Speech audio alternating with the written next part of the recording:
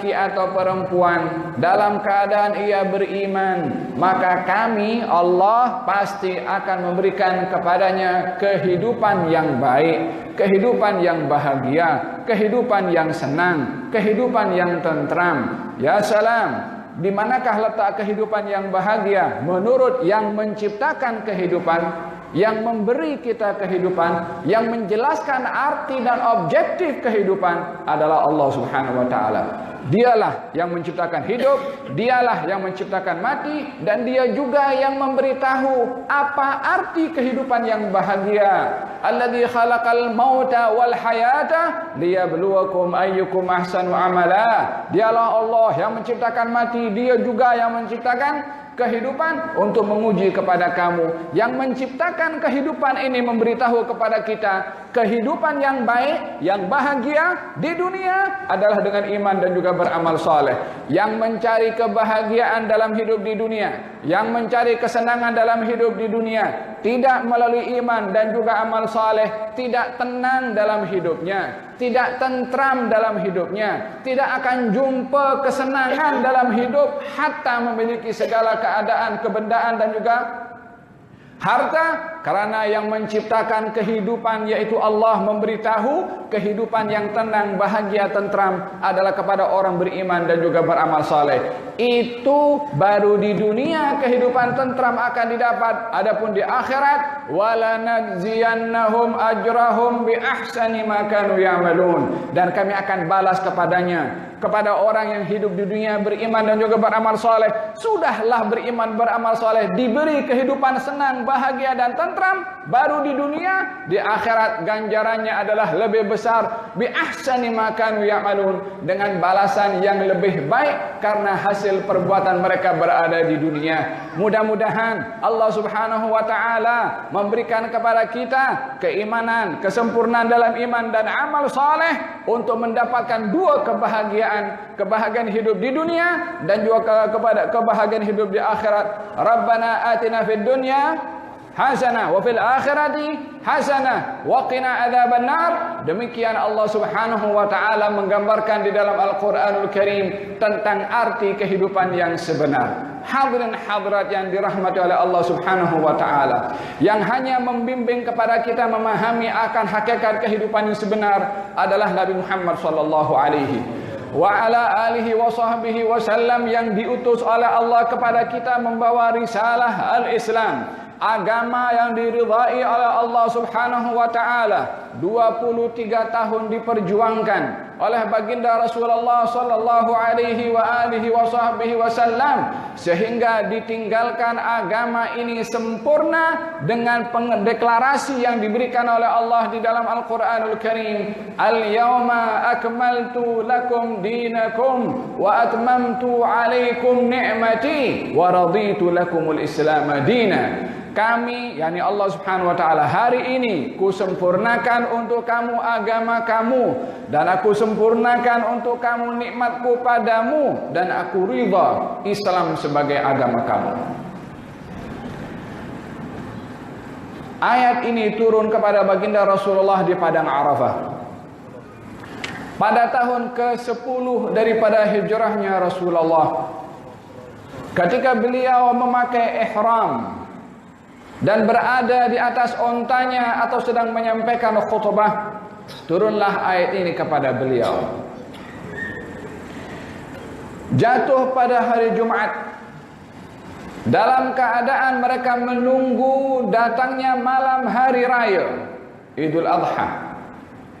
Keadaannya sangat sempurna, harinya sempurna, tempatnya mulia untuk memberitahukan tentang kesempurnaan agama. Ayat ini turun kepada beliau setelah beliau menyampaikan beberapa pesanan kepada umatnya. Di padang Arafah yang begitu luas, menyampaikan khutbah yang terakhir yang dikenali dengan khutbah Al-Wada'. Beliau menyampaikan, ayuhan nas, wahai sekalian manusia. Dihadiri lebih daripada 100.000 orang, tanpa ada mikrofon yang menyampaikan suara beliau. Ada yang mengatakan suaranya didengari oleh semua orang, sehingga yang ada di saf hadapan tidak berbeza pendengarannya dengan saf yang di akhir sekali. Ada yang mengatakan bahwasanya baginda meletakkan beberapa orang untuk menyampaikan apa yang disampaikan oleh baginda kepada siapa yang berada di belakang. Di antara pesanannya, ayuhan nas, wahai sekalian manusia, mungkin saja setelah ini kamu tidak akan berjumpa dengan aku sekali lagi. Maka aku berpesan kepada kamu yang pesanan ini akan menjadi soalan kepada kamu nanti, yakni oleh Allah Subhanahu wa taala di akhirat. Katanya, ayyu yaumin hadza? Hari ini hari apa? As-sahabah mengatakan, kami tak berani memberitahukan hari ini hari apa karena soalannya begitu jelas. Adakah Nabi menyoal tentang satu soalan yang tak diketahui tentang masalah hari? Oleh karena jelasnya soalan, as-sahabah menyangka mungkin Nabi akan memberitahukan perkara yang lain selain daripada apa yang mereka ketahui tentang hari itu. Kata mereka mengatakan para sahabat, Allahu wa rasuluhu a'lam. Allah dan Rasulnya yang tahu. Dia tidak mengatakan kalau hari itu adalah hari yang haram atau hari yang mulia. Tapi mereka mengatakan Allah dan Rasulnya yang tahu. Bukankah hari ini adalah hari yang diharamkan oleh Allah Subhanahu wa taala? yakni merujuk kepada bulan-bulan yang diharamkan oleh Allah, di antaranya bulan Dzulhijjah. Ayyu yaumin hadza? Hari ini hari apa? Mereka mengatakan Allah dan Rasulnya yang tahu. Bukankah hari ini hari yang diharamkan oleh Allah? Kata Nabi, mereka mengatakan bala ya Rasulullah. Ya wahai Rasulullah. Ayyu syahrin hadza? Bulan ini bulan apa? Mereka semuanya tahu kalau bulan itu bulan Dzulhijjah. Kalau tidak, untuk apa mereka datang pergi ke haji? Mereka mengatakan Allah dan Rasulnya yang tahu. Mereka tak mau menjawab. Mungkin Nabi nak menjelaskan perkara yang lain. Kata Nabi, alaysa syahrullahil haram? Bukankah bulan ini bulan yang diharamkan oleh Allah? Mereka mengatakan bala ya Rasulullah. Naam, benar wahai Rasulullah. Ayyu baladin hadza? Negeri ini negeri apa? Walaupun mereka tahu negeri itu negeri apa, kata mereka Allah dan Rasulnya yang tahu. Alaysa baladillahil haram? Bukankah negeri ini negeri yang diharamkan oleh Allah? Mereka mengatakan bala ya Rasulullah. Kata baginda Rasulullah, ishadu, kesaksikanlah bahwasanya sesungguhnya darah kamu, harta kamu, kehormatan kamu adalah diharamkan untuk dilanggar antara kamu, seperti mana haramnya hari ini, seperti mana haramnya bulan ini, seperti mana haramnya negeri ini. Kata baginda Rasulullah, ala hal ballaghtu? Bukankah aku dah sampaikan? Kamu dengar apa yang ku sampaikan? Mereka mengatakan bala ya Rasulullah. Angkat tangan dengan mengatakan menuju ke atas, Allahumma fashhad, Allahumma fashhad, Allahumma fashhad. Ya Allah, jadilah saksi. Aku dah sampaikan, aku dah sampaikan, aku dah sampaikan. Ini adalah pesanan yang disampaikan oleh baginda Rasulullah yang mengikat jalinan hubungan antara kaum muslimin. Ala la tarji'u ba'di kuffar. Jangan kamu kembali setelah aku seperti orang kafir. Yadribu ba'dukum riqaba ba'din, yang saling bermusuhan, yang saling membunuh, yang saling bertengkar, yang saling berkelahi antara satu dengan yang lainnya. Sesungguhnya darah kamu, harta kamu, dan marwah kamu adalah haram untuk dinodai satu kepada yang lain. Demikian pesanan baginda Rasulullah sallallahu alaihi wa ala alihi wasallam yang menginginkan umat ini umat yang saling kasih mengasihi. Ar-rahimuna yarhamuhumur rahman, irhamu man fil ardi yarhamkum man fis sama'. Orang-orang yang mengasihi kepada yang lain akan dikasihi oleh yang Maha Pengasih. Kasihilah semua yang ada di bumi akan mengasihi kamu kepada semua yang di langit, yakni mengisyaratkan bagaimana keutamaan kasih sayang yang menjadi teras perhubungan antara umat Nabi Muhammad sallallahu alaihi wa ala alihi wasallam.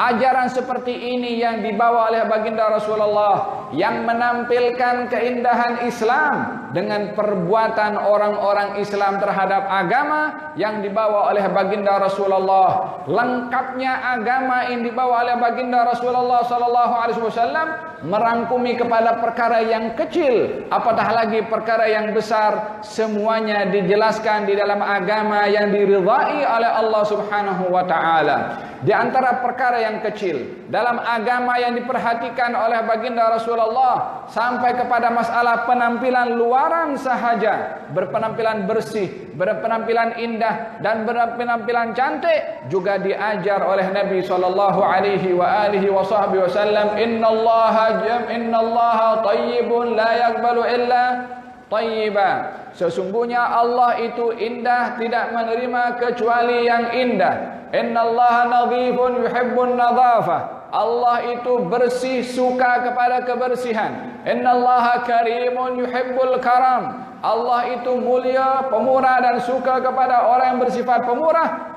Innallaha jawadun yuhibbul jud. Sesungguhnya Allah itu suka memberi dan Allah suka kepada orang yang mempunyai perangai suka memberi.